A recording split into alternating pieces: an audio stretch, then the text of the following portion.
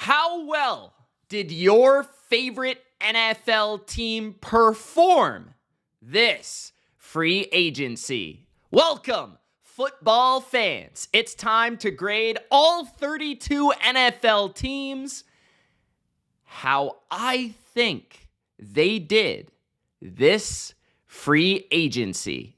If that sounds good, Gronk, spike the like button. Don't forget to subscribe for more NFL offseason content just like this. We're going to break it down letter grade style, the A's, the C's, and even the B's. Get in the comments. Let me know if you agree with my letter grade for your favorite NFL team's free agency.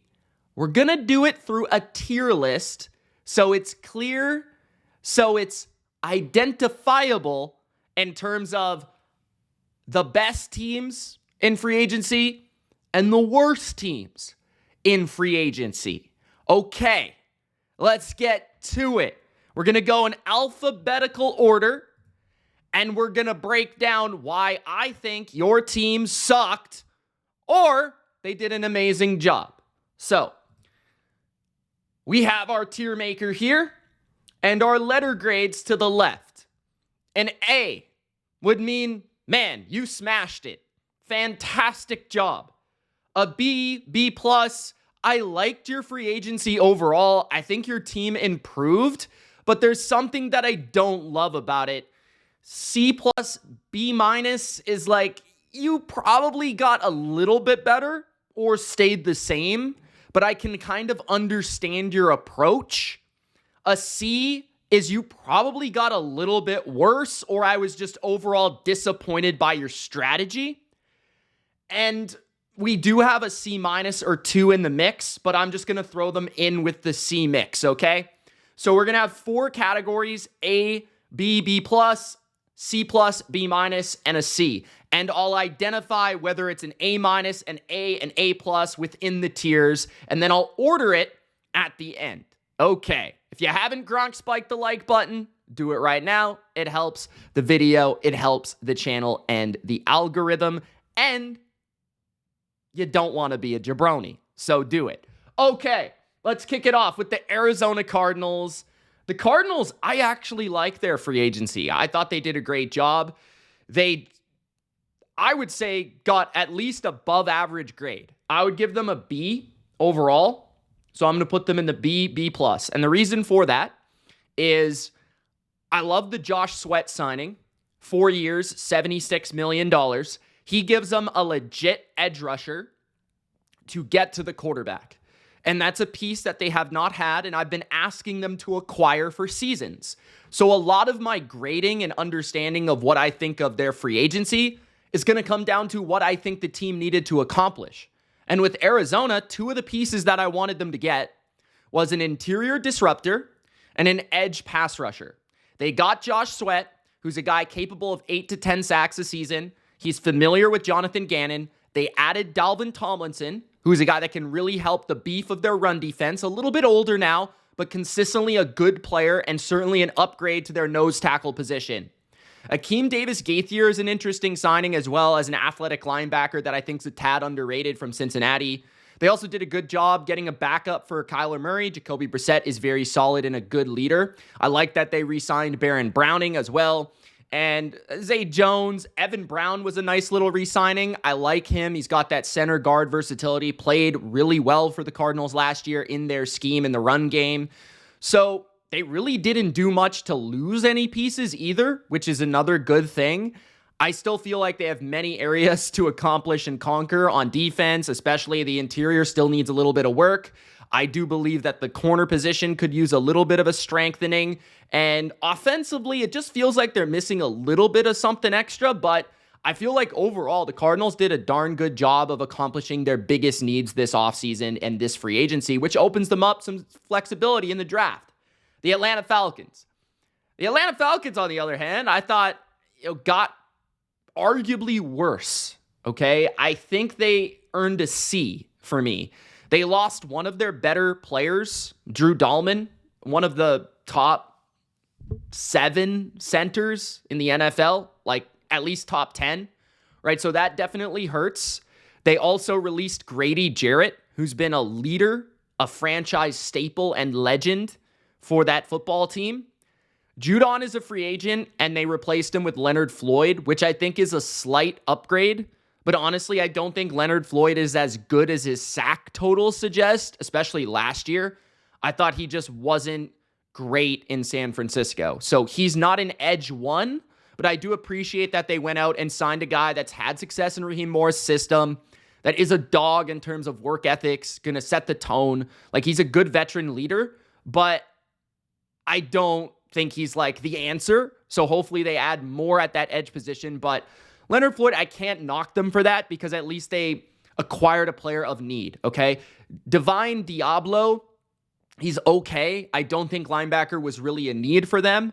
I like their linebackers, so whatever. Morgan Fox replaces Grady Jarrett. I think that's kind of a wash, if not a downgrade.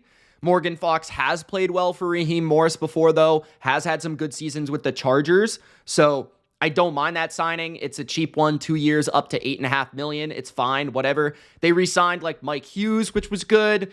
But honestly, they extended Jake Matthews. Honestly, I just don't think they got a lot better. I thought they got worse on the offensive line. They didn't do anything on offense to really help Michael Penix. They're kind of punished by the contract of Kirk Cousins, which doesn't aid you in helping your roster. But I feel like they have holes at safety, corner, still pass rusher, and interior D-line is not as good as I thought, it was before. So, yeah, I don't love what they've done. I feel like they could have done more in key areas on defense to really make something happen. Like, if they would have landed a big-time pass rusher, that would have been big time for my grade. The Baltimore Ravens, I think I have to give a C+. I don't think they really got better because they lost, Patrick McCarry, and he was a good player for them. He could play guard, center, tackle, extra tight end. Like, he could do everything. He was the Swiss Army knife offensive lineman, right? But Ronnie Stanley, that's the big one. They retained him 3 years, $60 million. They were going to lose him to the Patriots probably. So just the ability to retain him at left tackle, that kind of like extends your window for a Super Bowl. If they lose Ronnie Stanley, I don't think there's an adequate replacement for him. So that really would have hurt their Super Bowl odds, in my opinion. Plus, they added a layer of depth to wide receiver DeAndre Hopkins, which was nice. I didn't really hate them losing Brandon Stevens. They cut Marcus Williams, which is like whatever at this point. I'm not too disappointed by that. They let Harrison walk, which I thought was actually a positive. But they didn't really do anything defensively that I was really excited about. Maybe that will happen in the summer where they add like a veteran pass rusher or something like that. That's something I'm going to keep an eye on. I do think they could use a corner. The draft is coming, though, and Baltimore is pretty stacked, so they don't have too many holes. I do feel like corner pass rush is probably the areas of concern. But overall, like Ronnie Stanley being huge, their only real loss being Patrick McCarry, and adding DeAndre Hopkins, and even Cooper Rush as a backup. Not bad additions, so I put them at C+. The Buffalo Bills, I like their offseason so far. I feel like they had a big-time W in free agency. If you actually compare them to their competition, their main AFC competition being Baltimore and Kansas City, I think they earned a BB+. I would put them like right between BB+. I think them and the Cardinals, I would probably put Buffalo ahead of the Cardinals. I thought Buffalo added a lot of depth to their defensive line. I thought they strengthened that area. Now, the biggest kind of downside of their signings has been the suspensions, which if I would have known about the suspensions, like Michael Hoyt and Larry Ogunjobi, those guys both suspended. And I feel like the Bills didn't know that both of them were suspended. So they went out and signed both of them. And they've actually said that they didn't know about it. So that kind of sucks. I mean, it would be nice to negotiate on those terms that you knew that they were going to be suspended, NFL. But hey, when those players come back, I think you've strengthened your interior, especially your run defense with Ogunjobi. I think you've strengthened your edge setting with big Mr. Hoyt there. And then I also feel like they got a little bit better at wide receiver. Josh Palmer, I think, is a little bit more than Mac Hollins. I think Joey Bosa is a big-time addition, and I think he's going to be more of an every-down player than Von Miller was. I feel like they probably, at this point in their careers, like equally have as much pass rushing upside, but I would say that Bosa, maybe when healthy, is a little bit more of a dominant force. If he can stay healthy is the question. I think he's a better run defender at this point in his career, though. And then Derek Forrest, I really like. I think that's a really savvy signing for their safety position. He's going to be helpful in special teams. He could compete for a starting role at the safety position. I think that's low-key a good signing. Laviska Shenault is interesting as a returner, so he's going to give some special teams flair and then also potentially a depth wide receiver addition. But then the things I really like, too, that make it like a BB plus is you re-sign Ty Johnson, you re-sign your fullback, you get DeMar Hamlin back very cheap. You add a Dane Jackson to replace Kaiir Elam. I think that's a slight upgrade, and he knows the system well. Greg Rousseau extended. Josh Allen extended. Khalil Shakir extended. Terrell Bernard extended, right? You got rid of the negative in Kaiir Elam. You opened up some cap space with Von Miller. I think overall this team got better, right? So I would say they're a B-plus category. The thing that's really keeping them from an A- is the suspensions. Honestly, like, I think the Bills, out of all the contenders this offseason from last year, have probably done the most to improve their odds in 2025, which is a huge dub. So, yeah, I love what the Bills have done so far this offseason, and they still have the draft. Now, the Carolina Panthers are up next. The Panthers, I would also give a B. I think they would be right alongside the Cardinals, but let's talk this through. So, the Panthers, I like that they added a plethora of talent. I like that they added a good volume amount of talent, right? They probably added about 4 or 5 contributors to their defense, which on a defense as bad as they were last year, you need contributors. You need to raise the floor, right? So what did they do? They get Tershawn Wharton, who's one of the most underrated names in free agency from the Chiefs, 3 years, $54 million. He's going to help their pass rush, right? A slippery interior player that can work alongside Derek Brown. Trayvon Morig is a good starting safety. He's young too. And I like that all these players that they have here are fairly young, right? None of them are really that old, which is nice, okay? Then you've got Patrick Jones, who's a hybrid edge player. He could also maybe start, but at least be a rotation force with 2 years, $20 million. Bobby Brown is a nice run defender. And I like that they went out and they addressed their run defense with Bobby Brown and with Patrick Jones, 2 guys that were on very good run defenses last year and could really up that area of their defense where the Panthers were atrocious in that area. Okay, Rico Dowdle was cheap, 1 year, $3 million for like a starting caliber running back that had 1,000 yards is beautiful. Nice little compliment to Chuba Hubbard. Christian Roseboom played nearly 1,000 snaps for the Los Angeles Rams last year. He might start at linebacker for the Panthers. And they also re-signed Michael Jackson, which I liked. He was pretty good for them last year. They extended J.C. Horn, which honestly I didn't love the terms and the contract, but that's one of their marquee players, so I understand it. And they also released Miles Sanders, which I honestly is a positive. So the Carolina Panthers, I would say I'd put them above the Cardinals. I think they did overall more to improve their team and raise the floor, similar to kind of what the Cardinals did last year. Not exactly, but sort of similar, right? And then you've got, next up, the Chicago Bears. And guys, if you haven't already, make sure to comment your opinion on my grades. Okay, so the Chicago Bears are up next. I am giving this team an A+, and I think they'll have my top grade in this entire video, okay? And the reason for that is they went out and they were aggressive, and they really increased the ability of their front on offense and defense, okay? Odenigbo from the Colts is a beautiful signing. He is a perfect, picture-perfect Dennis Allen defensive end in the Cameron Jordan role. 3 years, $48 million. He's a perfect 2 to what they have already in Montez Sweat, okay? Beautiful signing. Grady Jarrett appears motivated and hungry. He's going to add a nice defensive tackle and leader to their defense. That is a young unit that could use that leadership, right? Grady Jarrett's going to be a good, steady defensive lineman that doesn't have to play on every snap, but 3 years, $43.5 million. That kind of fills that interior room very nicely.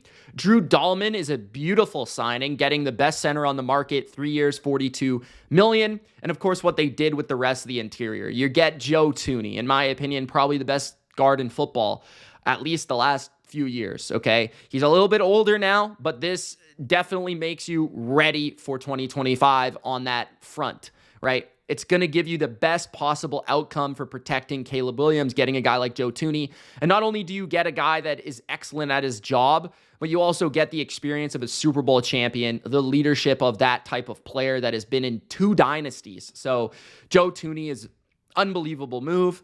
Jonah Jackson was all the sense in the world, right? Like, that's what I'm looking for in these moves is, okay, Ben Johnson's a Detroit guy.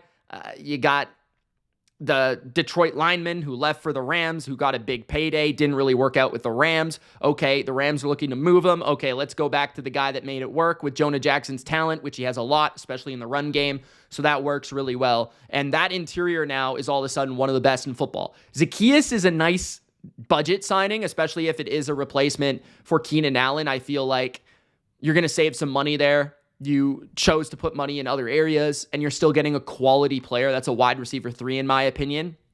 So the Chicago Bears did a very, very nice job. I mean, they made Caleb Williams feel protected. Moving forward, this is going to open up their running game. This is going to allow Ben Johnson to be successful. And then defensively, I thought they got better on their front, which is an area that I thought was kind of underrated, a big need for them. So yeah, the Bears got an A+. I can't really say that you could do more in free agency for what I was looking for this team to do. The Cincinnati Bengals are up next. The Bengals, I would say, got a C+. They really didn't lose anybody, so that's good.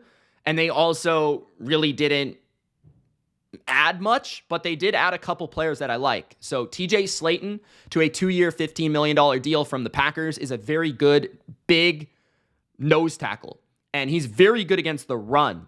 He is going to be their new DJ Reader, but for a lot cheaper, which is beautiful. Okay, so this is why I like the C+ grade for them, because he's going to improve their front against the run immediately, because he was the highest in terms of ESPN run win rate on the defensive line. So he's really going to help them. Oren Burks was also very good for the Eagles in the playoffs. I think he could start for the Bengals or at least rotate as their third linebacker. So he gives them some really nice depth at that second level. 2 years, $5 million. If they decide to trade Jermaine Pratt, this guy could fill for him. If somebody gets hurt, like Wilson got hurt last year, Burks is an adequate replacement as a starting linebacker. They got BJ Hill back, which I didn't expect. I love Mike Gesicki returning. I thought he was phenomenal for them at tight end as a complementary receiving option for Joe Burrow. Joseph Osai's back, okay. Marco Wilson's back. Cody Ford's back. Samaje Perine is back, okay. Cam Sample, Tanner Hudson. I like Tanner Hudson in their offense as well. They franchised T. Higgins, so they managed to keep him for now. We'll see if they can extend him. Trey Hendrickson is a looming question and could change this grade overall, but I kind of think they might be able to keep both, so we'll see what happens. And they released Alex Cappa, which I don't really care. I mean, he wasn't very good for them. As much as I do like Alex Cappa, I don't think he ever was a good fit for their offensive line. So the Bengals get a C+ for me, maybe even a B-. If they can keep Hendrickson and Higgins, I think that would move up to a BP+, to be honest. They just haven't really done a lot, so it's kind of hard to say. The Cleveland Browns are up next. I would give them a C+. I maybe more so on the lower end of that grade, and I'm going to put the Bengals above the Ravens here, because the Ravens actually lost more than the Bengals, so I would put the Bengals above them. The Browns, you mostly earn a C+ because you got Myles Garrett back. Somehow, some way, you managed to retain Myles Garrett, which is awesome, right? He's maybe the best defensive player in the NFL on average, okay? Malik Collins replaces Dalvin Tomlinson, which is an interesting approach. I understand it because Collins is a better pass rusher. Tomlinson's a better run defender. And I think Collins' penetration style does fit Jim Schwartz fairly well. So 2 years, $20 million. Cornelius Lucas is a very underrated swing tackle. I think he could start for them. That might be a great budget signing. So that's a thumbs up for me. Joe Tryon-Shoyinka is one of those like former first round pick upside signings, rotation pass rusher. I get it. I'm not a huge fan of the player, but I totally understand that signing. I don't really love what they did is, they did lose Dalvin Tomlinson, but they replaced him. They lose Juan Thornhill, which I do think is somewhat impactful as like a free safety. And then they trade for Kenny Pickett. And this is the one that I don't get. This is the one that I don't understand because I think Kenny Pickett is objectively worse than Jameis Winston. Like, I would rather have Jameis Winston than Kenny Pickett. So that's where I'm giving them a negative grade, right? Like, this could have been a BB plus if they would have even re-signed Jameis, or they would have got Russell Wilson, or they would have got Aaron Rodgers. I mean, I would have been elated. Like, somebody like that, where I could look at their quarterback position and with their roster and their defense especially, I could be like, this team's interesting. With Kenny Pickett, I just don't think there's any upside. Now, at least they did trade Dorian Thompson-Robinson, who might be the worst quarterback in football. But I don't know, I don't think they really got a lot better. Devin Bush was a nice re-signing to help that depth, especially with the status of JOK right now. But I don't think they got a lot better. I think, if anything, they added a quarterback that I think makes them worse. So I think C+ is fair just because somehow, some way, Myles Garrett decided to re-sign. The Dallas Cowboys are a C for me because I just, Dante Fowler may be my favorite move that they made. Bringing back Dante Fowler on a 1-year, $8 million contract. He played in Dallas before, but that was under Dan Quinn. So keep that in mind, right? He played really well in Dallas. He's been a good player in multiple systems, though, right? He was good with the Rams and Raheem Morris. He could be very good with Matt Eberflus. I think he fits the defense well, and he does give them some pass rushing upside opposite Micah Parsons. So I understand it. He also played a ton for the Commanders last year. That's a real loss for the Commanders. They looked other places and different faces for replacing him, but I think that's their best signing. When that's your best signing for a team that needed some players, that's disappointing. And you look at what they did, they just went about signing a bunch of former first round picks or high draft capital type of guys. At running back, they went with Miles Sanders and Javonte Williams, guys that were good 2 years ago that aren't really that good anymore. And they're a downgrade. Rico Dowdle is better than those two players, in my opinion, objectively. Okay. Maybe I'm wrong, but that's just the way I see it. And I'm grading this. Okay. So they got worse at running back. They didn't add a receiver, and Brandon Cooks doesn't appear to be coming back. So wide receiver right now is worse. Offensive line, obviously Zach Martin retired, so that's not good, right? You can't really deal with that. That's tough to deal with, but they didn't really do anything to fix that other than add Robert Jones, a veteran guard from the Dolphins. Don't think he'll start. I don't think Dallas is as bad on the offensive line as people think. It depends on Guyton's development, but it's still not good, okay? And then you look at the defense and you get a bunch of guys that haven't really played that well at the NFL level, like Kaiir Elam, Solomon Thomas. These guys have never played well. I don't mind the Sanborn signing at linebacker. I don't mind Kenneth Murray. I think that trade made sense, right? Even though he's really bad against the run, I feel like he's really athletic, and he does kind of fit Eberflus's ideal linebacker type. Odigizua was maybe their best move, just retaining him and extending him and allowing him to be back on their defensive line because he's a very good player. Turpin re-signing is nice as well. But, where did they get better? They lost Jordan Lewis at corner. Their safeties are the same. Maybe they got better at linebacker. Maybe, right? But Eric Kendricks is out now and Kenneth Murray is in. And I think you could argue their run defense is even worse. They lost Golston. They lost DeMarcus Lawrence. They lost more than they gained here. So it's not a good free agency. It's probably one of the losers of free agency. The Denver Broncos are up next. I would give them a BB+. I'd put the Broncos probably right above. Yeah, this one's tough. Are they above the Panthers? I think they're right beside the Panthers. Maybe above. It depends on the upside, right? The upside of the Broncos free agency is immense. The volume of the Panthers free agency is more impressive, but the upside for the Broncos is what really gets me going. Talanoa Hufanga at safety on a 3-year, $45 million contract. That's a beautiful fit inside Vance Joseph's defense, where he wants a safety that can fly around, make big hits, tackle, bring energy, be able to blitz, right? That could be an unbelievable signing. honestly, I could put the Broncos above the Bills. Like, if Hufanga plays at a near Pro Bowl, all-pro level for this team, that's a game changer, right? And that was their biggest weakness, that second safety last year. Their linebacker position was also a huge weakness. They bring in Dre Greenlaw, which I'm a little bit more concerned about because he's coming off an Achilles. And I'm just not sure he'll ever be the same player that he was in San Francisco. But he plays with violence. He brings great energy. At his best, he can do everything really well. He's a phenomenal tackler, great in coverage, like just a smooth linebacker, and plays with a level of smoothness and chippiness that you just want in a linebacker. Like, it's ideal for the modern game, and he by far is their most talented player at that second level, and he totally uplifts their defense. So they take a good defense to potentially phenomenal with these two signings, but it kind of comes down to if those players can stay healthy, which is really the reason they're gone from San Francisco. Then you have Evan Ingram, who I like the fit inside that system with Sean Payton. He's the Joker type, right? He even posted it on X, like the little Heath Ledger Joker, right? Like, he is that exact role to a T. Like, he's not a tight end. He's not a receiver. He's something in between, and he can catch 100 passes in a season. We've seen him do it before, and he's going to be excellent inside that short to intermediate range on the RPOs with Bo Nix. So I love that fit. I'm actually going to put the Broncos above the Bills. But they just didn't do a lot other than that. Those are their three signings. They added Trent Sherfield, whatever. He's like the fifth receiver on the depth chart, might not even make the team. DJ Jones resigned, which helps their front. Definitely. He's very good against the run. Jared Stidham's back. I think he's a competent backup quarterback. So, not a lot, but definitely could be a lot depending on the upside of some of these guys. Next up, you've got the Detroit Lions. The Lions, I would give like a B-.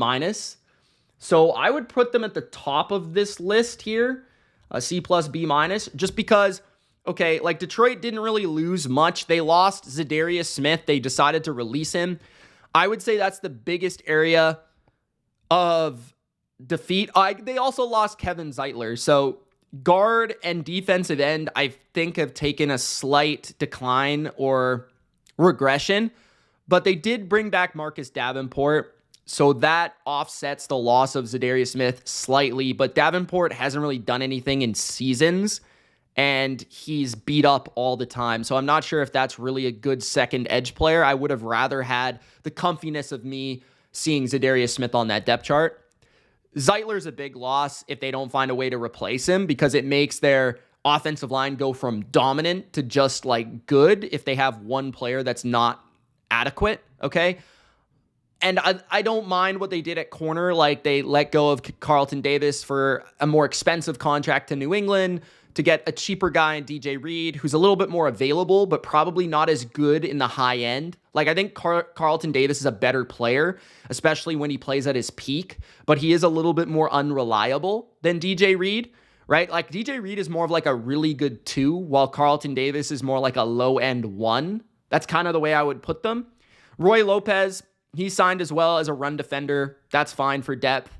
And pretty much they took care of their own. Like, I think my favorite move is getting Levi back, on a 1 year, $5.5 million. I thought he would go for a lot more to a different team, but I guess that's a guy that wanted to come back. So that's a big dub for them in the interior. Dan Skipper coming back is nice as well. And then, of course, Tim Patrick, my boy, up to $4 million is also beautiful. I think he's a very decent wide receiver 3. And so the Lions did a solid job. I mean, they didn't have to do a ton. I wish they would have maybe added an edge rusher or another corner or something, but I think they're okay. And we'll see what they do at guard, but I think they're about at the same spot as they were, so that's fine, Then we've got the Green Bay Packers. The Green Bay Packers, I actually thought had one of the weirdest free agency periods. I'm going to put them at a C. I'm not sure if I should put them below the Falcons or above. Like, I guess above for now. We're going to talk through it. But I have them at a C, and it's because I don't like the Aaron Banks contract, 4 years, $77 million. I think he's overrated. I think he's an average player, and I don't think he's great in pass protection. I think he's a good run blocker. But why they did this is because he fits the system. He is a really good run blocker, which their offense is kind of centered around. He's a scheme fit, right? And then on top of that, he's not old. Like, he's in the prime of his career. He could still be an ascending player. So I understand areas of why they did this. But then also on top of that, it's the flexibility of moving certain guys to certain positions, like Elton Jenkins to center, moving around certain players to make their best possible five. So this signing was actually more about, I feel like, the flexibility of their O-line than it was actually the player itself, which is not really a great thing sometimes. But I don't like the contract. I thought it was egregious, And then Nate Hobbs, I like Nate Hobbs a lot. I actually really like this signing, but I like him as a 2. I don't feel like he's a number 1 corner. So 4 years, $48 million is not a bad contract, but it's the fact that you're probably going to lose Alexander at some point. So if Nate Hobbs is your number 1 corner and you did lose that Eric Stokes as well for a little bit of depth, I think you also lost another corner if I'm not mistaken. I just don't love your secondary. I feel like they needed to do more at corner. I think they needed to do more on the D-line where they missed out on any sort of prospects there, where I feel like they needed to get their pass rush going. And I would have loved for them to approach a wide receiver 1. There's a lot that I just feel like they didn't do, which is typical of the Green Bay Packers. So I actually feel like, and then on top of that, the Bears got a lot better. The Vikings got a lot better. So that's where they're a loser too. So I feel like that's a C in my opinion. Then you've got the Texans. I actually think the Texans had a better offseason or free agency than people think. And I think people are overrating their losses on the offensive line. The big one that hurts is Laramie Tunsil. There's no doubt about it. Despite the penalties, he's one of the best pass blockers in football. We'll see how they go about replacing him. But I feel like everywhere else, the moves made sense. So that's why I put them at a C+ level. And I would probably put them probably the worst on this list just because but when you account for what they got for the pieces they traded, they traded for 3 different players and they got a bunch of draft picks for Laramie Tunsil. So when you think about that, did they, let's talk about it because I could have them above the Browns and maybe even the Ravens depending on my perspective here. But I love that they brought back Sheldon Rankins. Did not play well for the Bengals last year, but played extremely well for D'Amico 2 years ago. He's a 6-sack type of defensive tackle, and he's a solid every down player. He is, I think, an uplifting player for them. When you combine him with the rest of the unit, I think he's better than what they had with Fatu Kazi last year. So I think that's an upgrade, right? Darrell Taylor is a sneaky signing, a good edge player. I think he's a good 3 or 4, and they've already got 2 or 3 guys in front of him. So that's a nice signing. I love the trade for CJ Gardner-Johnson. He's a perfect fit for their defense. I will see what happens with Jimmy Ward, but he makes that flexibility and that depth of that safety position so much greater. He's way better than Eric Murray. And Jalen Petrie can also now stick as a nickel corner, but then CJ can also play the nickel as well. So it adds a level of versatility to the defense. I think this defense got a lot better, and they were already the second best defense in the league. So I think they might be the best defense in the league now with the moves that they've made. They re-signed Mario Edwards, who some people don't like, but I really like as a pass rusher from the inside. Derek Barnett is a very steady third edge rusher in a rotation, 1 year, $5 million, right? Laramie Tunsil, they traded. Their offensive line, they released Shaq Mason. They traded Kenyon Green. Kenyon Green is the worst guard in football. I'm not concerned about that. Shaq Mason is getting a little bit older and a little bit more injured and banged up, so I understand why they made that move for the cap and all that sort of stuff. But the offensive line is a concern, guys. But I guess what I'm getting at here is that I absolutely love what they did on defense. Another guy they brought in was Tuhill.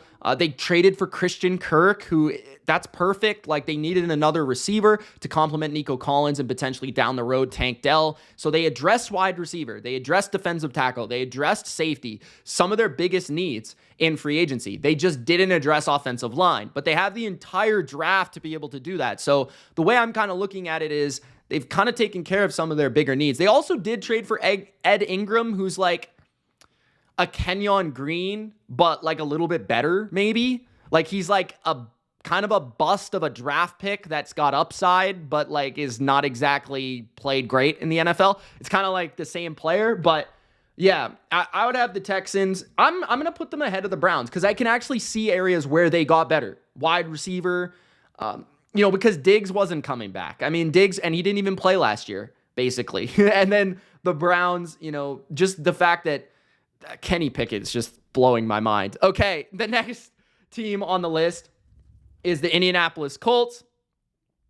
The Colts, I would give a C plus to the Colts, maybe a C, but I'd put them at the top of the C category because I kind of understand what they did. So they brought in competition for Anthony Richardson with Daniel Jones. Okay, that makes sense. I don't love Daniel Jones, but it is what it is. Charvarius Ward is a huge upgrade for the corner position. Love Charvarius Ward, always have, but I don't think he's the same player he used to be. So you're kind of getting him on the downward side of his career. 3 years, $60 million. Basically what they did was they swapped some secondary talent for offensive line talent. They let go of Fries and they let go of Ryan Kelly, which I don't know. Their offensive line is definitely worse now, but their secondary is definitely better. Cam Bynum was a great signing, 4 years, $60 million. I think he's an underrated playmaking safety that can play the deep area of the field. And inside this new Lou Anarumo defense, the secondary is much more crucial and important than it was previously in the Gus Bradley defense. Like the ability to have a really good CB1 or a solid CB1 with the guys they already have. And then Cam Bynum, his ranginess at free safety, his versatility. Those are players that he covets. So I understand these moves. Neville Gallimore is just replacing Raekwon Davis essentially as a depth defensive tackle. I do think, they lost a really good edge player. Not a really, but a good edge player, like a starting caliber edge player in Odenigbo, right? And linebackers still need some usage, right? They need to get somebody there. Tight end still needs to be addressed, in my opinion. They did add Khalil Herbert as like a backup running back, so that's fine. I don't mind that. I think that might be an upgrade potentially, but I don't think they really did a ton. I think they just kind of swapped the money from the offensive line into the secondary, and so that's where I kind of give them a C+, if that makes sense. All right, next up, Jacksonville. The more that I think about this, for Jacksonville, the more that I don't love it. I don't hate it, but I would give it a C.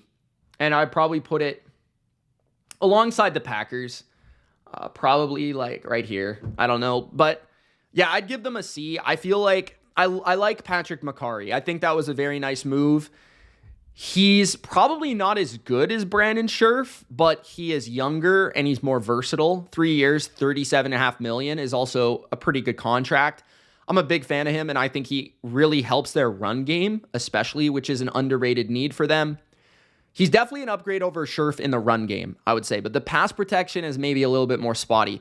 The Jordan Lewis signing on the surface made sense because they needed a corner, but then when you kind of dive into their depth chart, it's okay, so is Jerron Jones playing outside? Is Jordan Lewis playing outside? How are they going to function with these two players that have played nickel for a majority of their career? So that was kind of an awkward signing, in my opinion. De'Ami Brown is a signing I like, but at the end of the day, he's replacing Christian Kirk. So it is a downgrade. But I like the player. Eric Murray, I don't love the player or really the contract. 3 years, $22.5 million. I don't think he's a starting caliber safety. Robert Hainsey, 3 years, $21 million, feels a little rich, but I've seen Hainsey play well in the NFL. I just don't know if he's really an ideal starting center, but he does have familiarity with Cohen, and he does have versatility as well. So you get two guys on the interior O-line that can play center, that can play guard, that can play even tackle. Hainsey was actually drafted as a tackle, so there is a lot of versatility there. They also added Adoga, who's another depth offensive lineman. They released Evan Ingram, though. They released Ronald Darby, though. So, if you're, saying, comparing this, okay, Jordan Lewis to Ronald Darby, about the same, right? But actually, Darby's more of a perimeter corner. So, it's okay, interesting. Christian Kirk to De'Ami Brown. I'd rather have Christian Kirk. Evan Ingram to nobody. Okay, I'd rather have Evan Ingram than not have Evan Ingram, right? Macari to Scherf. It's what they did is they basically didn't get better. They just kind of swapped a bunch of players out. So they haven't really done anything to really improve. So that's where I'm this is a C. I can't really give them a positive grade. The Kansas City Chiefs are up next. I would give the Chiefs a C+, actually. I think people are kind of ripping them for this offseason, but I would put them around the Bengals. I think probably right below the Bengals because they did get a little bit worse. But I do think they did some savvy things. So let's talk about it. First of all, I think tackle is improved. Jalen Moore, I think, is a solid low-end starting tackle, but he is better than what they had. Okay, 2 years, $30 million. Doesn't have a lot of tape or a lot of history of performing as a starter, but the grade so far of what he's shown, and then also just watching the Niners with him in there, I feel like he has upside. And I do believe in Andy Reid's scouting of offensive linemen, so I think that could end up being a really nice signing for them. Christian Fulton does make their corner group a little bit better or deeper. 2 years, $20 million, which I don't really know why they decided to spend on corner out of all the positions, but okay, I get it. Elijah Mitchell, okay, like a depth running back at a position that they don't have great players at, understandable. Gardner Minshew is a good backup quarterback. I think he's probably better than Carson Wentz. Jerry Tillery, I actually like him a little bit. I thought he played well with the Vikings. He's a little bit of a head case, a little bit inconsistent, but his good is really good. And especially if he could get Chris Jones with him in the lab, that's a guy that you could unlock some things with. Robert Tonyan, I didn't even know was still in the NFL. They signed him too. And then they got back some players that I really appreciate them re-signing, like Nick Bolton, huge part of their defense, communication-wise, leadership-wise. I thought they would let him walk, to be honest. Marquise Brown, I think that's a very savvy signing at only $11 million. I think he's a good receiver. And Juju, even, has been really good for them as a depth player. So I like their receiver room, especially with Rashee Rice returning, and hopefully Worthy stays out of trouble. And Trey Smith gets franchise tag, but they trade Joe Thuney. So the big loss is at guard with Joe Thuney. They have a huge question mark there, but running back's a little stronger. Wide receiver's going to be stronger next year. Quarterback, I guess you could say, is slightly stronger with Minshew over Wentz if Mahomes misses any time. Interior D-line is a little weaker, but at least they addressed it in some way, shape, or form. They could address edge. That's a position of concern right now. We have to keep an eye out. Linebacker is the same. Safety, they lost Justin Reed, which is a big loss, but they did address corner in some way, shape, or form. They're addressing safety by potentially moving Connor to more of a safety role and having Fulton at more of a corner role. So something to keep an eye out on. Potentially, maybe they want Fulton to play outside, McDuffie back in the nickel. Something to think about. But I think the Chiefs probably around C+, B minus. I'm going to move them above the Bengals. I actually, the more I think about it, I kind of really understand what they're doing here. The Raiders are up next. I would give the Raiders a B. I think the Raiders are a team that I want them to do more, okay? But at the same time, I feel like they did get better because they added Geno Smith, and that inherently is above a C+. They could have done nothing for the rest of the offseason, and you would look at their team and say they got better because Geno Smith is so much better than the quarterback that they had previously. So for me, I'd put the Raiders right here. I think it's fair. I mean, the Cardinals, the Panthers are in the same territory, but I'd probably put them B+, just because I'm a little disappointed that they haven't done more with their secondary, their wide receiver position. But Jeremy Chin replacing Morig on a much cheaper deal is understandable. I like Jeremy Chin, very athletic, versatile safety. Alex Kappa, a Brady pickup, 2 years, $11 million, understandable. Brings rather depth or a low-end starting caliber guard to their roster. Eric Stokes is an intriguing add on a Pete Carroll staff where he's a long, fast corner that could potentially be molded into a starter. 1 year, $4 million. Elandon Roberts is a nice budget pickup for Robert Spillane, right? Like Spillane and Roberts are basically the same player. Spillane is just a better version. So I understand that one. 1 year, $3 million compared to what Spillane got is very savvy. Raheem Mostert, a speed back in Chip Kelly's offense. Makes sense even if he's a little washed. Lonnie Johnson Jr. is a depth secondary player with experience.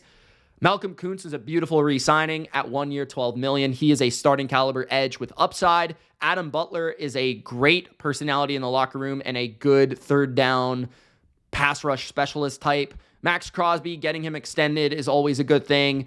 They also extended their young safety as well, who they like. And then they released Andre James, basically to make room for Jackson Powers Johnson to move to center. So essentially, running back still sort of needs to be addressed, even though they added Raheem Mostert. Corner is a big position where they need to address it because they lost Nate Hobbs, right? Spillane is a big loss. Like, they lost two really good defensive players right there, Nate Hobbs, Spillane, but they tried to replace them in Eric Stokes and Landon Roberts, but overall they got a little worse in those areas. Geno Smith, huge upgrade at quarterback. Wide receiver is a thing to watch. There's things that I like. There's things that I don't like. They mostly went for the budget approach with players that I actually do like a lot, though. So it's kind of interesting where it's like a lot of these guys are not big money deals, right? Like the Christian Wilkins last year. But I like Landon Roberts. I like the upside of Eric Stokes. I don't mind Alex Kappa. I like Jeremy Chin. Raheem Mostert's interesting. I like Adam Butler coming back. Like these depth players, right? So the Raiders, I think, are a B for me. I just would like them to have added like a corner one or something like that would have been nice. A wide receiver would have been nice. But yeah, I'm being picky. The Chargers are up next. I think the Chargers actually had one of the worst offseasons so far. I'm going to put them right here, I guess. We're going to talk about it for now.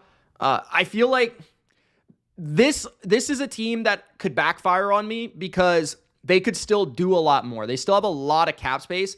This is more of one of those where I'm disappointed, more so than I'm mad about what they've done. You know what I mean? I'm like disappointed that they've not done more, okay?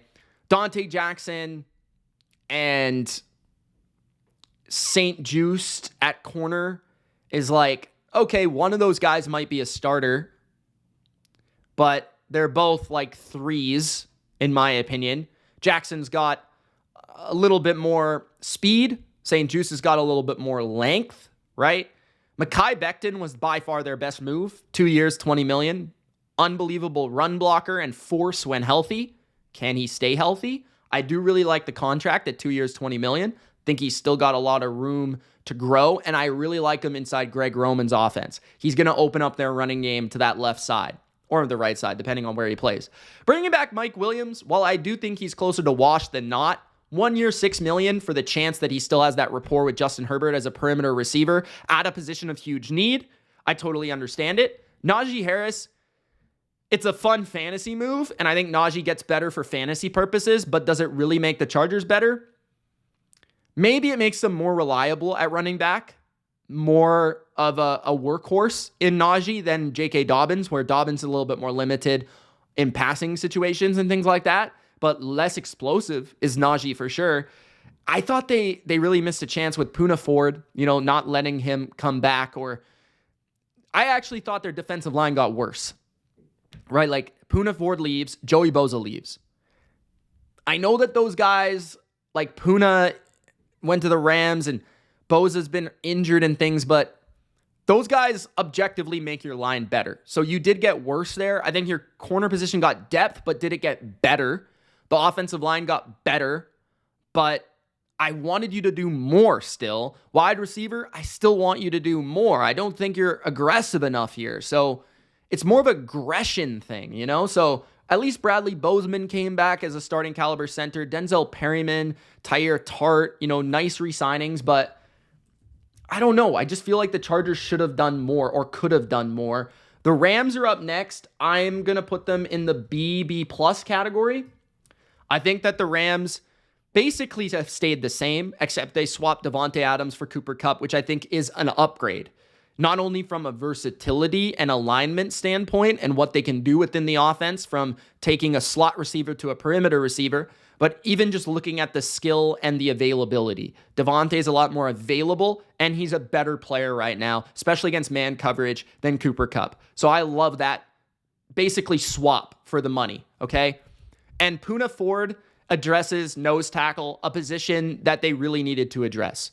That being said, they still could get a lot better. They lost a starting caliber linebacker in Roseboom. They need a linebacker desperately. Their corner position is not very good. They need a corner, okay? So the Rams haven't done a lot yet. There's probably some time in the summer for them to make some moves. I do love that they brought back Jimmy G because he's a nice floor backup for Stafford, who's never reliable in terms of is he going to be on the field all the time. So you need a good backup. Tutu Atwell, I liked last year. I thought he flashed. I think that's a nice 3 or a 4 for them next year. And then Jackson, was the biggest re-signing at left tackle. If he would have hit the market, he would have been long gone. So the timing of that, I'm not giving them credit for the Matthew Stafford thing because I think that was partly their own doing. So I'm not going to give them credit like some other people are. But yeah, I would give them a B+. I would probably put them right below the Cardinals, above the Raiders, probably something like that. All right. Miami Dolphins are up next. The Dolphins didn't really have a big opportunity this offseason to make a ton of moves, but I think for what they've been given, they did a solid job of managing it. So for Miami, I would say a C+ is probably accurate, right? I think that the Miami Dolphins were able to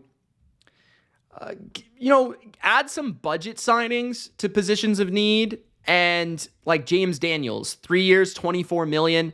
It's a risky signing with the Achilles, but if it hits, it's going to make their guard position much better, a position that they really needed to upgrade. Zach Wilson, I actually love that signing. He's an upside backup. He could be the next Geno, the next Sam Darnold. He certainly has the skill for it. And inside Mike McDaniel's system, it's a perfect fit. It's a perfect backup for Tua. And you need an interesting backup behind Tua because of the lack of reliable nature of his entire game. Melon Fonwu is a player I like at safety. I think that's a nice, savvy pickup. Same as Nick Westbrook-Akine at wide receiver. Ashton Davis is solid. KJ Britt is solid. Pharaoh Brown, I really like as a blocking tight end. He was in New England a couple years ago. Don't really understand the Alexander Madison thing. I'm not a fan. Maybe they think he adds a power back. Raheem Mostert, I think that's probably the downgrade that they had. They also were able to re-sign some guards, Eichenberg, Carmen. But yeah, I like the pickups at safety, although they maybe got a little worse there just because of the players that they lost. Corner needs players. Kendall Fuller's a free agent. Don't know if he's coming back. D-line is a big hole with Calais Campbell potentially not coming back. Zach Sealer's good, but they need another guy there. I like what they've done at linebacker. Offensive line, the looming question is Armstead, right? Teron Armstead. Is he going to be there long term? But wide receiver, I think, got a little bit better. Tight end got a little bit better. Quarterback got a little bit more interesting, I would say. So I kind of don't mind what Miami has done given what they were allowed to do within the confines of their cap space. The Minnesota Vikings, I think, are one of the best off seasons. I would give them an A, a solid A, maybe not an A+, but an A, and we'll talk about maybe not an A+. Why not an A+? Okay? My mouse is going crazy right now. The Minnesota Vikings, hopefully we can stabilize it. There we go. All right. So the reason why is they put a lot of money into some older talents like Jonathan Allen, Javon Hargrave, Ryan Kelly, right? 5 years, $88 million for Will Fries, who's like a good guard, but not like amazing, right? And then 3 years, $51 million into Jonathan Allen, 3 years, $30 million into Javon Hargrave. Players that Allen, Kelly, Hargrave objectively are probably on the downside of their careers. That being said, they're trying to maximize the J.J. McCarthy contract and the window. And objectively, they got a lot better, right? So their D-line, their interior D-line was low-key a weakness. Now you've got big Harrison Phillips in between Hargrave and Allen. That's beautiful, okay? Edge position was already taken care of. They've got a good trio there. Corner is still in need. That's an area that they could still address. They could always bring back Gilmore. Offensive line was another big need. I think where they lost to the Lions, where they lost to the Rams is at the line of scrimmage, right? When you look at late last season, line of scrimmage play is so crucial, especially if they want to defeat the Lions. So the offensive line is much better. Kelly and then Fries, okay? Now they don't really have any holes on the offensive line. Beautiful stuff. I love the Isaiah Rodgers pickup for 2 years, $15 million. Good player with the Colts. Good primary backup for the Eagles. He could start for them, and he could have a good year. And he's an ideal fit for Brian Flores. I think he plays a good press style, which is something to look forward to in that defense. Even Thomas is an interesting player. He's like a nickel safety hybrid. Retaining Byron Murphy is beautiful. Harrison Smith returns. Aaron Jones coming back. Trading for Jordan Mason increases their ability in the run game, right? So that's going to take pressure off J.J. McCarthy. Now they've got a 1-2 dimension in the backfield that they've been searching for, a power speed, a thunder lightning. So that's nice. Eric Wilson is solid. I like that pickup as well. They added a swing tackle in Scully. Ed Ingram was traded. That's an overall positive. You know, you look at everything they've done so far, like really, they haven't really lost much outside of Bynum. I mean, have they really lost anything? Like maybe Gilmore. I don't know. Like this team's stacked and they've done a lot to improve their team on the line of scrimmage, which you love. It's just that some of their investments were in some older players where there's a lot of risk with guys like Hargrave, Allen, Kelly, who has some concussion issues. So there's just a little bit more risk, I feel like, than what the Bears did, which is why I didn't give them an A+, but I gave them an A. The Patriots are up next. I would give my Patriots an A-. I think New England did a great job of just simply getting better and adding a lot of very good players to their team. Milton Williams was probably the best player available in free agency, and they paid him. They gave him a bag. 4 years, $104 million.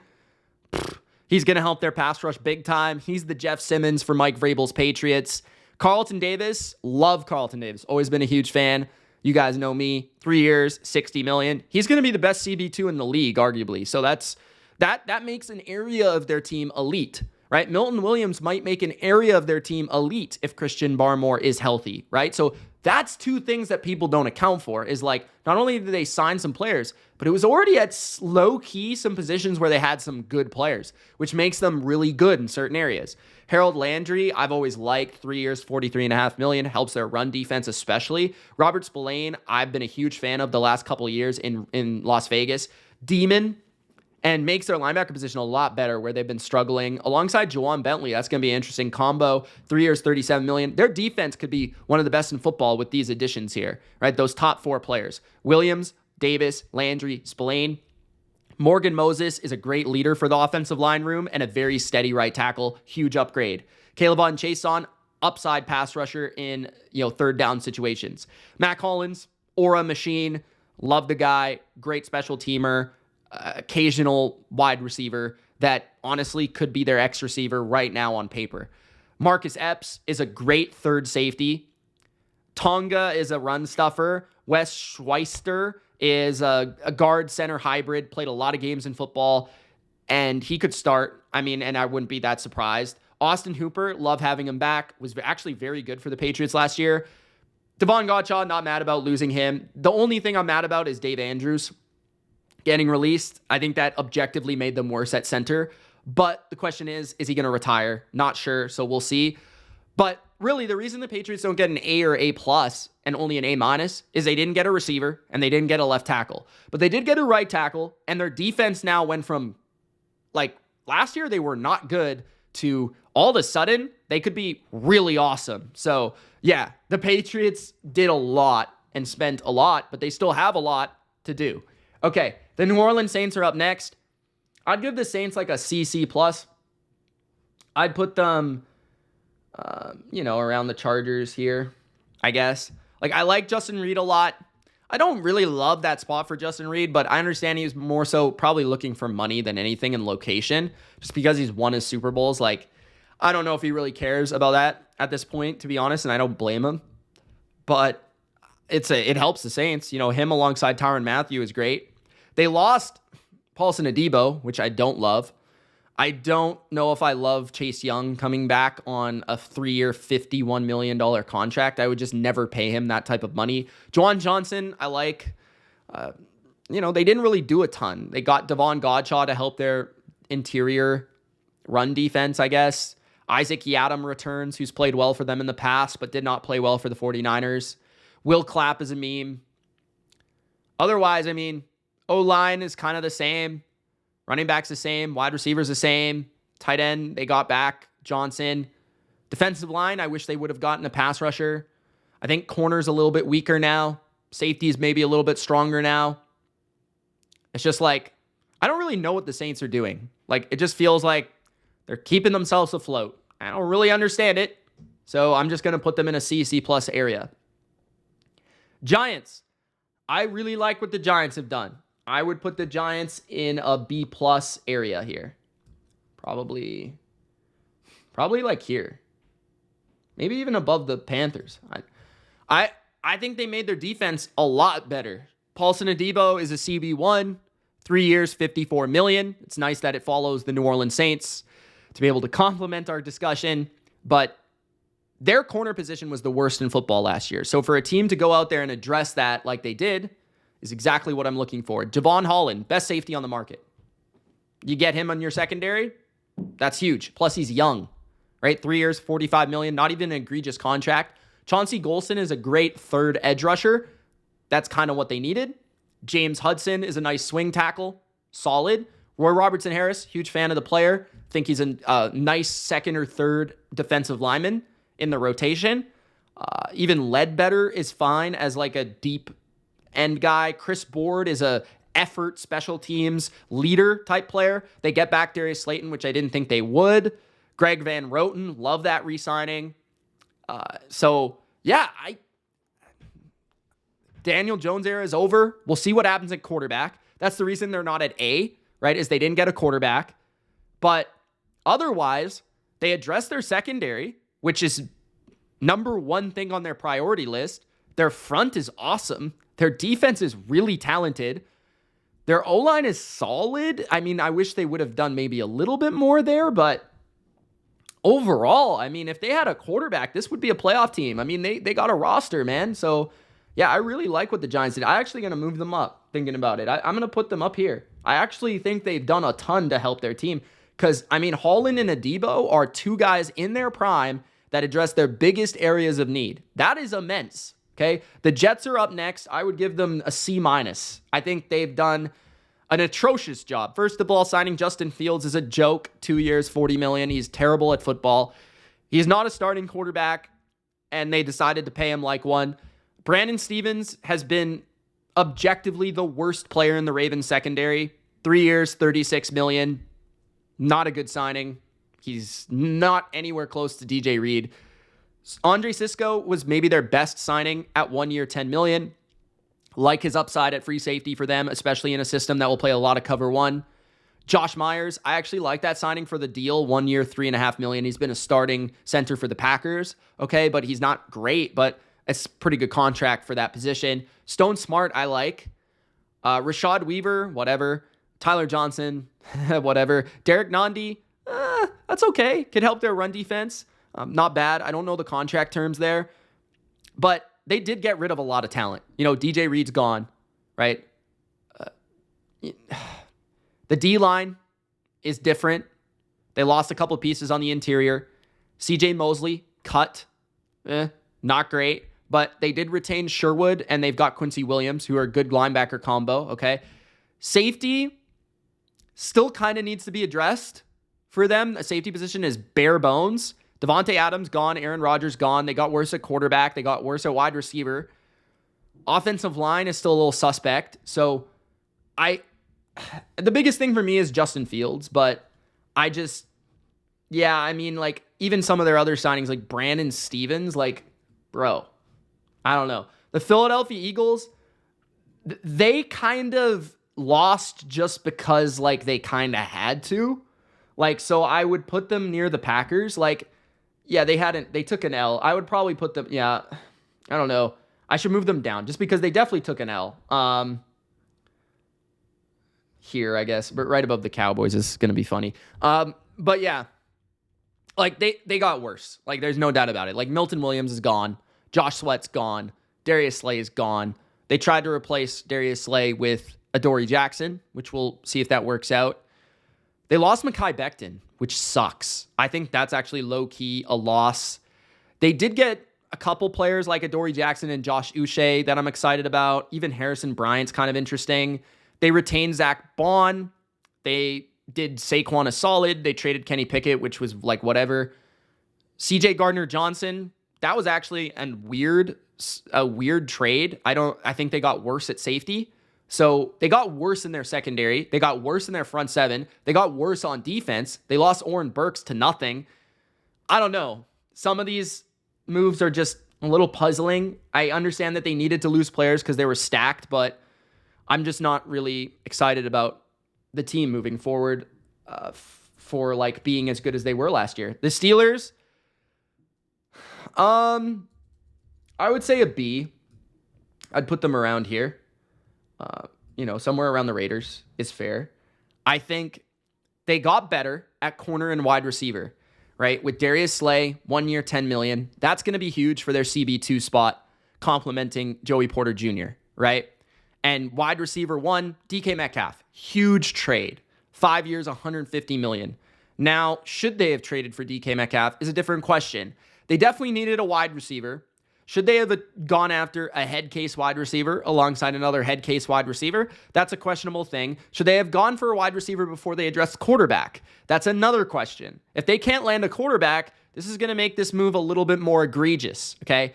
But I don't love the contract. That's the thing that kind of bugs me. I really like DK Metcalf. I think he's a really good player, but you have to know what he is, right? He's a speed demon with huge size. He's not a route tree demon, okay? And they don't have a quarterback still. Like, that's just glaring. That's glaring. They lost Najee, which is kind of a loss. The offensive line, they lost Dan Moore, who got an egregious amount of money from Tennessee, but it's not really a loss. Defensively, Landon Roberts leaves, but it's not really a loss. A lot of the losses they had, not really losses. Donald Parham's interesting. Brandon Eccles is interesting. Kenneth Gainwell's a backup running back. Ben Skoronek's back. But DK Metcalf, that's the one where it's going to make or break. And a lot of it does depend on the quarterback, which is, I don't even mind giving up a second-round pick for him at all. I would have loved it if it was the Patriots. But the Patriots have Drake May.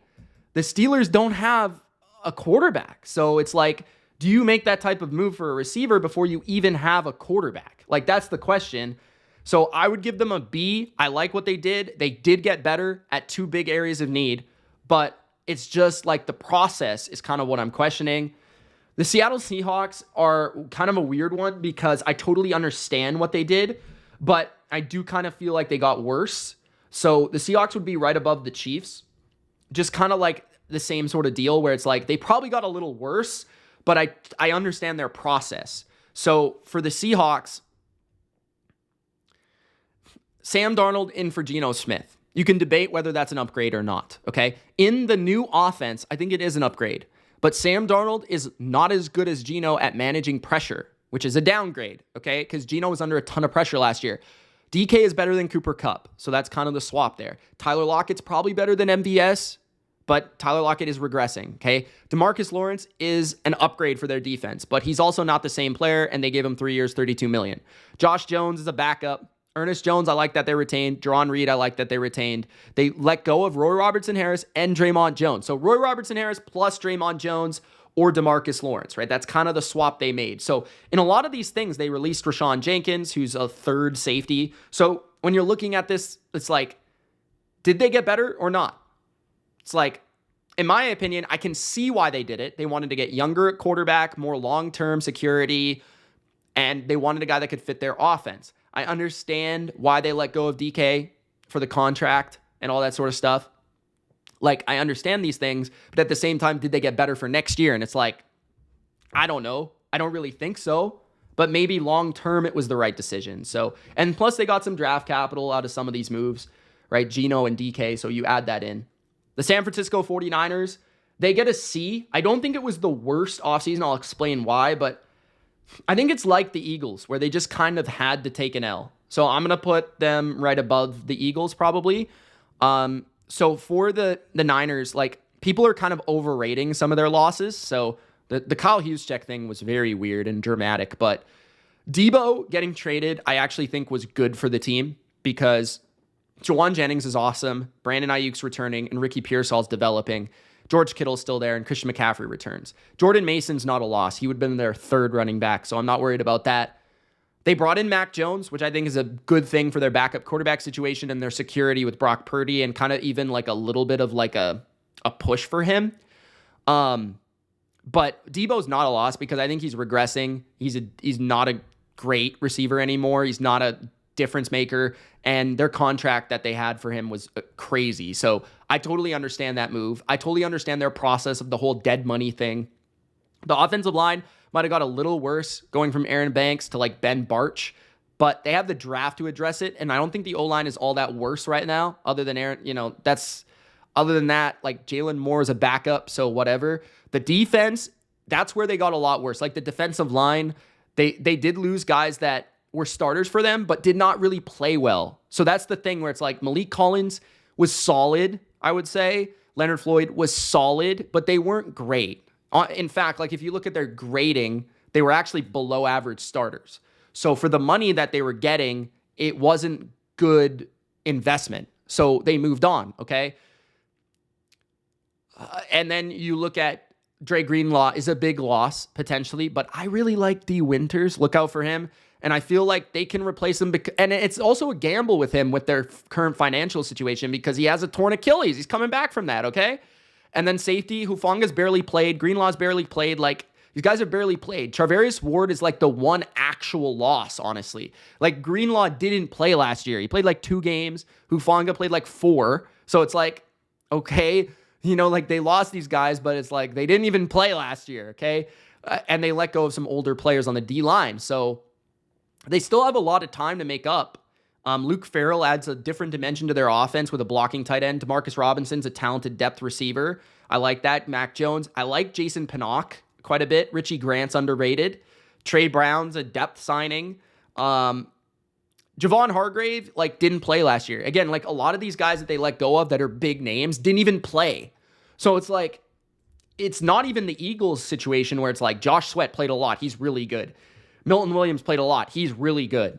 Mekhi Becton played a lot. He's really good. Honestly, the Niners didn't even have an Eagles, losses. You know what I'm saying?